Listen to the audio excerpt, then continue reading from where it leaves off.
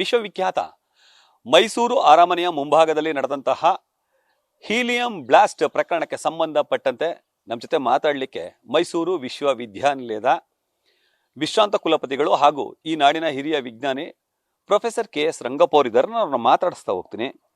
Sir, ಈ helium ಅಂದ್ರೆ ಏನು, ಅದು ಯಾವ ಸ್ವರೂಪದಲ್ಲಿ ಇರುತ್ತೆ? Helium inert gas. ಈಗ ನೈಟ್ರೋಜನ್ ಗ್ಯಾಸ್ ಇದೆ, ನೈಟ್ರೋಜನ್ ಇದೆ, ಹೀಲಿಯಂ ಇದೆ, ಹೈಡ್ರೋಜನ್ ಇದೆ.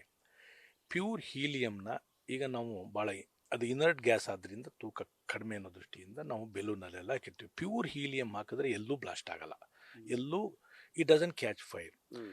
ಇಲ್ಲಿ ಕಂಟಾಮಿನೇಟ್ ಆಗಿರೋದ್ರಿಂದನೇ ಮಾತ್ರ ಆಗ್ತಿರೋದು. ಇಲ್ಲ, ಈ ಸಿಲಿಂಡ್ರು ಹೈ ಪ್ರೆಷರ್ನ ತಡ್ಕೊಳ್ಳೋ ಅದಕ್ಕೆ ಕೆಪಾಸಿಟಿ ಇಲ್ಲ. ಕರೋಡ್ ಆಗಿರ್ಬೋದು ಅಥವಾ ಇನ್ನೊಂದಾಗಿರ್ಬೋದು. ಅದರಿಂದ ಪ್ಯೂರ್ ಹೀಲಿಯಮ್ಮೇ ಸರಿಯಾಗಿ ಹೈ ಪ್ರೆಷರಲ್ಲಿ ಹಾಕಿರ್ತಾರೆ. ಅದು ಸರಿಯಾಗಿ ಇದ್ದರೆ ಯಾವ ಕಾರಣದಿಂದನೂ ಆಗಬಾರ್ದು.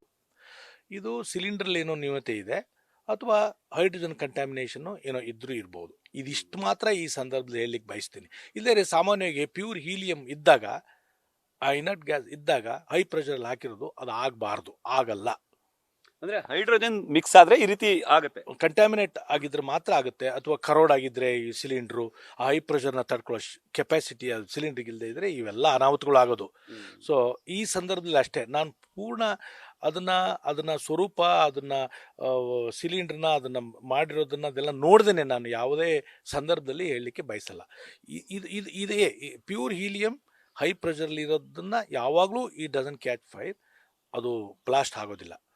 ಇದೇನಾದರೂ ಕಂಟ್ಯಾಮಿನೇಟ್ ಆಗಿದ್ರೆ ಅಥವಾ ಸಿಲಿಂಡರ್ ಏನಾದ್ರು ಕರೋಡ್ ಆಗಿದ್ರೆ ಅಥವಾ ಇನ್ನೊಂದಾಗಿದ್ರೆ ಮಾತ್ರ ಸಾಧ್ಯ ಅಂತ ಈ ಸಂದರ್ಭದಲ್ಲಿ ಹೇಳಿಕ್ಕೆ ಬಯಸ್ತೀನಿ. ಅಂದ್ರೆ ಹೈಡ್ರೋಜನ್ ಏನಾದ್ರು ಮಿಕ್ಸ್ ಆಗಿದ್ರೆ ಅನ್ನೋದು, ಕಂಟ್ಯಾಮಿನೇಟ್ ಆಗಿದ್ರೆ. ಹೌದು ಹೌದು. ಈಗ ಈ ಹೀಲಿಯಂಗೂ ನೈಟ್ರೋಜನ್ಗೂ ಗ್ಯಾಸ್ಗೂ ಏನೋ ಡಿಫ್ರೆನ್ಸ್ ಇದೆಯಾ ಸರ್?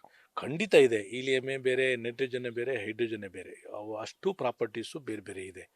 ಯಾವುದು ನಮ್ಮ ಈ ಯಾವ್ಯಾವ ಸಂದರ್ಭದಲ್ಲಿ ಯಾವ್ಯಾವ ಗ್ಯಾಸ್ನ ಉಪಯೋಗ ಮಾಡಬೇಕು ಅಂತ ಹೇಳೋದು ಆ ಸಂದರ್ಭಕ್ಕೆ ಮಾತ್ರ. ಈ ಸಿಲಿಂಡ್ರಿಗೆ ಹೀಲಿಯಂ ಗ್ಯಾಸೇ ಹಾಕೋದು. ಈಗ ಸಾಮಾನ್ಯವಾಗಿ ಮನೇಲಿ ಬಳಸೋದು ಯಾವ ಗ್ಯಾಸ್ ಇದೆ ಅಲ್ವಾ? ಹೀಲಿಯಂ, ನಮ್ಮ ಹೀಲಿಯಂ ಗ್ಯಾಸ್ ತಾನೇ ಬಳಸೋದು. ಹೌದು.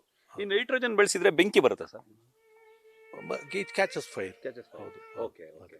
ಈಗ ನಿನ್ನೆ ಆಗಿದೆಯಲ್ಲ ಸರ್ ಇನ್ಸಿಡೆಂಟ್, ಹೀಲಿಯಂ ಅಂತ ಹೇಳ್ತಿದ್ರಲ್ಲ, ಅದಕ್ಕೆ ಈ ರೀತಿ ಅಂದ್ರೆ ಸಿಲಿಂಡರ್ದು ಏನೋ ಲೋಪದೋಷಗಳಿದ್ರೆ, ಅಂದ್ರೆ ಒಂದು ಕಬ್ಬಿಣದ ಕಂಟೈನರ್ ತಪ್ಪರೆ ಹೈಡ್ರೋಜನ್ ಏನೋ ಮಿಕ್ಸ್ ಆಗಿರೋ ರೀತಿ ಆಗಬಹುದು ಅಂತ.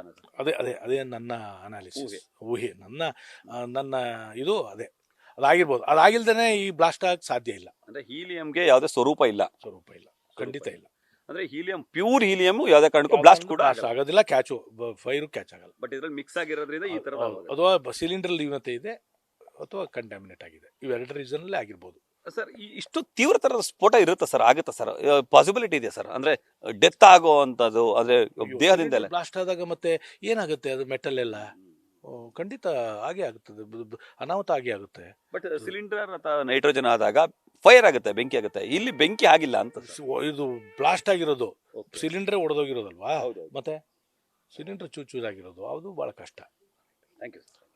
ಇದಿಷ್ಟು ಹಿರಿಯ ವಿಜ್ಞಾನಿ ಪ್ರೊಫೆಸರ್ KS ರಂಗಪ್ಪ ಅವರ ಮಾತುಗಳು.